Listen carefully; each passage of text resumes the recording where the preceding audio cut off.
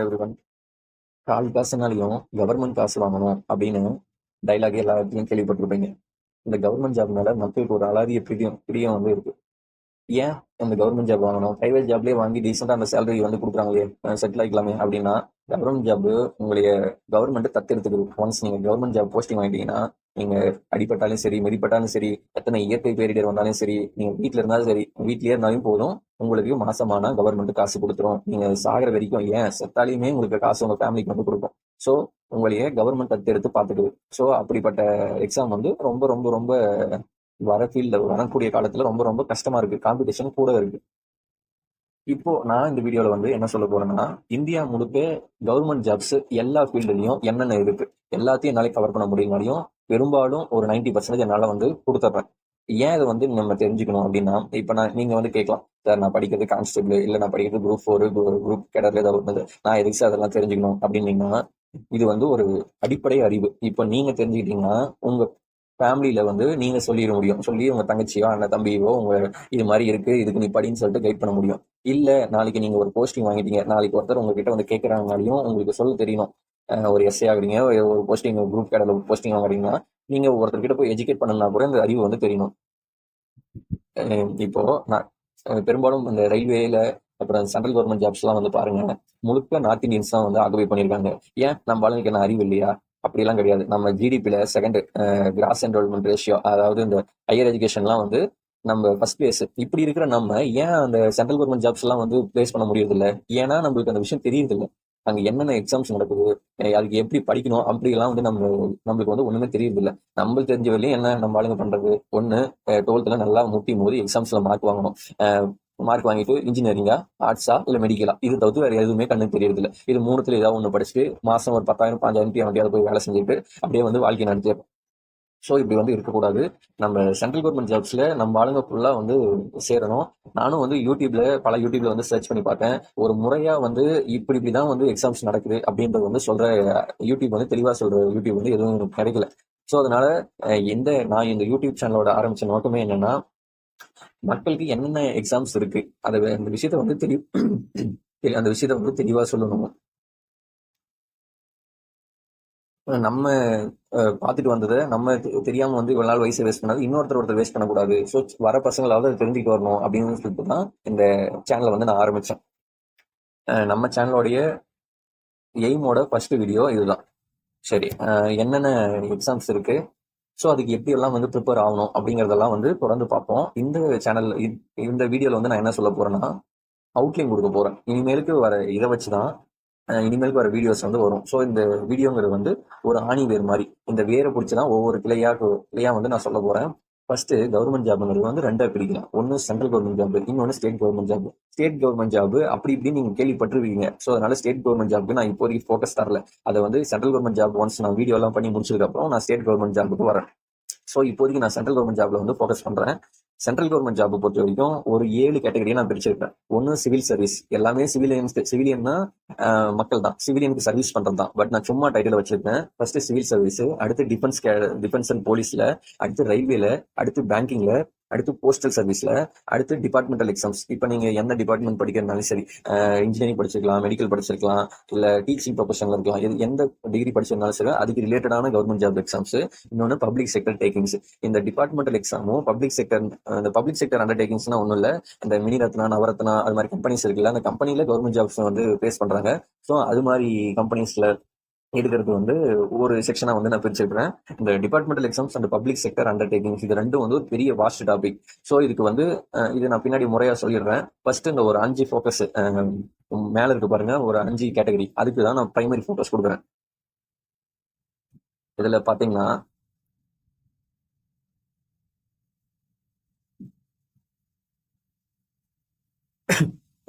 First civil சர்வீஸ்ல UPSC. யூபிஎஸ்சினா உங்களுக்கு நீங்க கேள்விப்பட்டிருப்பீங்க கண்டிப்பா. நீங்க ஐஏஎஸ்ல இருந்து IFS, IRS, IFS, Indian forest service, so இது மாதிரி எந்த ஃபீல்டுக்கு போறதுனாலையும் யூபிஎஸ்சி தான் வந்து ஃபர்ஸ்ட். யூபிஎஸ்சி தான் நம்ம கவர்மெண்ட் ஜாப்லயே ஃபர்ஸ்ட் டாப் மோஸ்ட் போஸ்ட். அதுல போனீங்கன்னா ஸ்ட்ரெயிட்டா கலெக்டர், இந்த மினிஸ்ட்ரியோட படிநிலையில தான் நீங்க போய் நிற்பீங்க. ஸோ அதுதான் வந்து முதல். அதுக்கப்புறம் இருக்கிற படிநிலை யூபிஎஸ்சிக்கு அடுத்து இருக்கிற கேடர் எல்லாமே சிஜிஎல், அதாவது எஸ்எஸ்சில 4-5 எக்ஸாம்ஸ் வந்து கண்டக்ட் பண்ணுவாங்க. CGL, CHSL, MTS. ஸோ இந்த யூபிஎஸ்சியில் வந்து என்னென்ன எக்ஸாம்ஸ் கண்டக்ட் பண்ணுறாங்க, அதுக்கு என்னென்ன எலிஜிபிலிட்டி, அதுக்கு என்னென்ன படிக்கணும். அதே மாதிரி எஸ்எஸ்சியில் வந்து என்னென்ன எக்ஸாம்ஸ் கண்டக்ட் பண்ணுறாங்க, அதுக்கு என்னென்ன படிக்கணும், என்னென்ன எலிஜிபிலிட்டி, இப்படின்னு ஒவ்வொரு டாப்பிக்குமே நான் ஒவ்வொரு வீடியோ பண்ணிடுவேன். எஸ்எஸ்சினா என்ன, அதுக்கு என்ன அப்படின்னு சொல்லிட்டு டாப் டு பேட்டம் ஒரே வீடியோவில் நான் கொடுத்துருவேன். அதே மாதிரி தான் இந்த ஸ்லைட்ல தெரியுற ஒவ்வொரு டாப்பிக்குமே நான் ஒரு வீடியோவா கொடுத்துருவேன். ஆர்ஆர்பினா என்ன, ஆர்ஆர்பில என்னென்ன எக்ஸாம்ஸ் நடத்துறாங்க, ஸோ டாப் டு பாட்டம் ஒரே வீடியோ, அதாவது ஒரு வீடியோனாலே 2-3 வீடியோல என்ன இருக்குன்னு முழுசா நான் சொல்லிடுவேன். ஸோ வந்து இது வந்து ஒரு அவுட்லைன், இந்த ஒரு டாபிக்ல ஒரு வீடியோவா இனிமேலுக்கு வந்து வரும். இப்போ பாத்தீங்கன்னா எஸ்எஸ்சி தான். எஸ்எஸ்சி வந்து என்னன்னா யூபிஎஸ்சிக்கு அடுத்து இருக்கிற ஆஃபீஸர்ஸ் கேடர். இப்போ நீங்க வந்து ஒரு சிபிஐல வந்து இன்வெஸ்டிகேஷன் பண்றது, இப்போ இந்த நார்காட்டிக்ஸ் ப்ரோ இது மாதிரி சொல்லிட்டு இந்த டாப் மோஸ்ட் போஸ்ட் எல்லாமே சிஜிஎல் வந்து எடுக்கிறாங்க. பிளஸ் வந்து அதே மாதிரி படிநிலைகள் சிஹெச்எஸ் எல்லாம் அதுக்கு கீழே, எம்டிஎஸ்னா அதுக்கு கீழே. ஸோ செலக்ஷன் போஸ்ட் அது கொஞ்சம் மீடியமா இருக்கும். ஸோ இது மாதிரி ஒவ்வொரு படிநிலையா வந்து வரும். அப்புறம் டிஃபென்ஸ் அண்ட் போலீஸ், இந்த இதுல பாத்தீங்கன்னா army, navy, cost card, so இது மாதிரி அவங்க வந்து என்னென்ன வந்து எடுக்கிறாங்க அப்படின்னு சொல்லிட்டு அதுக்கு ஒரு தனியாக வீடியோ கொடுத்துருவேன். ஏன் சார் இங்க அப்படி பார்த்தோம்னா எஸ்எஸ்சியில் வந்து போலீஸ்க்குலாம் யாரும் எடுக்கிறது இல்லையா அப்படின்னு கேட்டால் எஸ்எஸ்சியும் எடுக்கிறாங்க. இந்த ஃபீல்டை பொறுத்தவரையும் பார்த்தீங்கன்னா யூபிஎஸ்சிலேயே இன்ஜினியரிங் எடுப்பாங்க, எஸ்எஸ்சியில் போலீஸும் எடுப்பாங்க. ஸோ கொஞ்சம் கொஞ்சம் கலந்து தான் வரும். ஸோ தெளிவாக எல்லாத்தையும் ஒரே இதாக வந்து கொடுத்துட முடியாது. ஸோ அதனால நான் பெரும்பாலும் மேலோட்டமா அவுட்லைனை கொடுத்துருக்கேன், அவ்வளவுதான். இப்போ ரயில்வேன்னு பார்த்தீங்கன்னா ஒரே ஒரு போர்டு தான், ஆர்ஆர்பி மட்டும் தான் இந்த எக்ஸாம்ஸை வந்து கண்டக்ட் பண்றாங்க. ஸோ அவங்க என்னென்ன எக்ஸாம்ஸ் கண்டக்ட் பண்றாங்கன்றத பின்னாடி நான் சொல்லியிருக்கேன். அடுத்து பேங்கிங் பார்த்தீங்கன்னா ஆர்பிஐ எக்ஸாம். ஆர்பிஐ வந்து டைரக்டா எக்ஸாம் வச்சு ஒரு சில போஸ்ட்டுக்கு வந்து எடுக்கிறாங்க. அடுத்து ஸ்டேட் பேங்க் வந்து ஒரு சில போஸ்ட்டுக்கு வந்து எடுக்கிறாங்க. இன்னொன்று எல்லா பேங்க்கையும் மெர்ஜ் பண்ண மாதிரி institute of banking personnel selection IBPS அப்படின்னு சொல்லிட்டு ஒரு துறையில வந்து அவங்க வந்து எல்லா பேங்க்குக்கு உண்டான வேலைகளும் வந்து அவங்க எடுத்து கொடுக்குறாங்க. அடுத்து NABARD bank, national bank of agriculture and rural டெவலப்மெண்ட்னு சொல்லுவாங்க. ஸோ இவங்க அக்ரிகல்ச்சர் அந்த மாதிரி ரிலேட்டடான ஜாப்ஸ்லாம் வந்து இவங்க எடுக்கிறாங்க. சரி, இந்த 4 ஃபீல்டு தான் பேங்கிங் வந்து எடுக்கிறாங்க. அடுத்து வந்து போஸ்டல் டிபார்ட்மெண்ட். போஸ்டல் டிபார்ட்மெண்ட்டை பொறுத்த வரைக்கும் 10th 12th மார்க் வச்சு எடுக்கிறாங்க, சில எக்ஸாம்ஸ் கண்டக்ட் பண்றாங்க. ஸோ இந்தியா போஸ்ட் தான் வந்து இந்த எக்ஸாம்ஸ் ரெக்யர்மெண்ட் வந்து வைக்கிறாங்க. ஸோ என்னென்ன போஸ்ட் வைக்கிறாங்கன்றது நான் பின்னாடி சொல்லிப்போம். அடுத்து வந்து பப்ளிக் செக்டர் அண்டர்டேக்கிங்ஸ். இது வந்து ஒன்றும் இல்லை, இந்த நவரத்னா, மகாரத்னா, மினிரத்னா, அதாவது இந்த oil, ONGC, SAIL, BHEL, Hindustan aeronautics, oil India limited, இது மாதிரியான ஏர்போர்ட்ஸ் அத்தாரிட்டி ஆஃப் இந்தியா, இது மாதிரியான முக்கியமான துறைகள்ல வந்து பார்த்தோம்னா கவர்மெண்ட் ஜாப்ஸ் வந்து பிளேஸ் பண்ணுவாங்க. ஸோ அதுக்கு என்னென்னலாம் நோட்டிபிகேஷன் வந்து கொடுக்குறாங்க அப்படிங்கறத வந்து நான் ஒரு டீடைல்டு வீடியோவா வந்து கொடுத்துருந்தேன். அடுத்தது பார்த்தீங்கன்னா டிபார்ட்மெண்டல் எக்ஸாம்ஸ். டிபார்ட்மெண்ட்னா இப்போ நீங்க என்ன டிபார்ட்மெண்ட் படிச்சிருக்கீங்களோ, இப்போ இன்ஜினியரிங் நீங்க முடிச்சிருக்கீங்கன்னா இன்ஜினியரிங் சார்ந்த எக்ஸாம்ஸ் வந்து என்ன வருது, கேட் எக்ஸாம் ஒன்று வைக்கிறாங்க. கேட் எக்ஸாம் வச்சு அந்த பப்ளிக் செக்டர் அண்டர்டேக்கிங்ஸ் அந்த கம்பெனிஸ்ல வந்து உங்களை பிளேஸ் பண்றாங்க. அப்படி இல்லாட்டி யூபிஎஸ்சிலேயே வந்து இன்ஜினியரிங் சர்வீசஸ், இஎஸ்சின்னு சொல்லுவாங்க, இன்ஜினியரிங் சர்வீஸ் எக்ஸாமினேஷன் அப்படின்னு ஒரு எக்ஸாமினேஷன் வச்சு இன்ஜினியர்ஸை வந்து ரெக்ரூட்மெண்ட் பண்றாங்க. ஸோ எஸ்எஸ்சிலையும் அப்படிதான் ஜேஇன்னு ஒரு எக்ஸாம் வச்சு ஜூனியர் இன்ஜினியர் அப்படின்றத வந்து ரெக்கமெண்ட் பண்றாங்க. ஸோ இது மாதிரி வந்து ஒவ்வொரு ஃபீல்ட்லயும் வந்து இன்ஜினியர்ஸ் வந்து தேவைப்படுறாங்க. ஸோ அதுக்கு வந்து பர்டிகுலரா ஒரு போர்ட்டல் வந்து கிடையாது. ஒவ்வொரு ஃபீல்டுலையுமே எல்லாம் கலந்து தான் வந்து இன்ஜினியர்ஸ் வந்து எடுக்கிறாங்க. ஸோ இன்ஜினியரிங் படிச்சா என்னென்ன ஃபீல்டுக்கெல்லாம் வந்து நம்ம போகலாம் அப்படிங்கிறத வந்து நான் ஒரு தனி வீடியோவா வந்து கொடுத்துட்றேன். அடுத்து வந்து பாத்தீங்கன்னா மெடிக்கல் பாத்தீங்கன்னா நீங்க டாக்டரோ இல்ல நர்ஸோ இல்ல இதர வேற ஏதாவது கார்டியோ அது மாதிரிலாம் வந்து தனியா படிக்கிறாங்கல்ல. ஸோ நீங்க அப்படி இருந்தீங்கன்னா உங்களுக்கு என்னென்ன இருக்கு, யூபிஎஸ்சி வந்து உங்களுக்கு ரெக்கமெண்ட் பண்றாங்க, யூபிஎஸ்சிலே டாக்டர்ஸ் வந்து ரெக்கமெண்ட் பண்றாங்க, SSC, AIIMS, ICMR, Indian council of medical research, இது மாதிரி இன்னும் நிறைய இருக்கு. இதில் நான் சும்மா பேசிக்காக தான் கொடுத்துருக்கேன். ஸோ இது மாதிரி இடத்துலலாம் வந்து டாக்டர்ஸ் வந்து ரெக்கமெண்ட் பண்றாங்க, கவர்மெண்ட் ஜாப் வாங்கிடலாம். அடுத்ததான் வந்து டீச்சிங் ப்ரொஃபஷனை பொறுத்த வரைக்கும் தமிழ்நாடுல வரது, தமிழ்நாடு நான் பின்னாடி ஒரு வீடியோ கொடுக்குறேன். சென்ட்ரல் கவர்மெண்ட் பாத்தீங்கன்னா CTETன்னு சொல்லுவாங்க, சென்ட்ரல் டீச்சர் எலிஜிபிலிட்டி டெஸ்ட். இது இந்த எக்ஸாம் மூலியமா தான் 6th இருந்து 10th வரைக்கும் இருக்கிற 12th வரைக்கும் இருக்கிற எக்ஸாம்ஸ், அதாவது டீச்சர்ஸ்லாம் வந்து இந்த எக்ஸாம்ஸ் மூலியமா தான் வந்து ரெக்யர்மெண்ட் பண்றாங்க. இன்னொன்று யூஜிசி நெட்னு சொல்லுவாங்க. நெட்னா நேஷனல் எலிஜிபிலிட்டி டெஸ்ட்.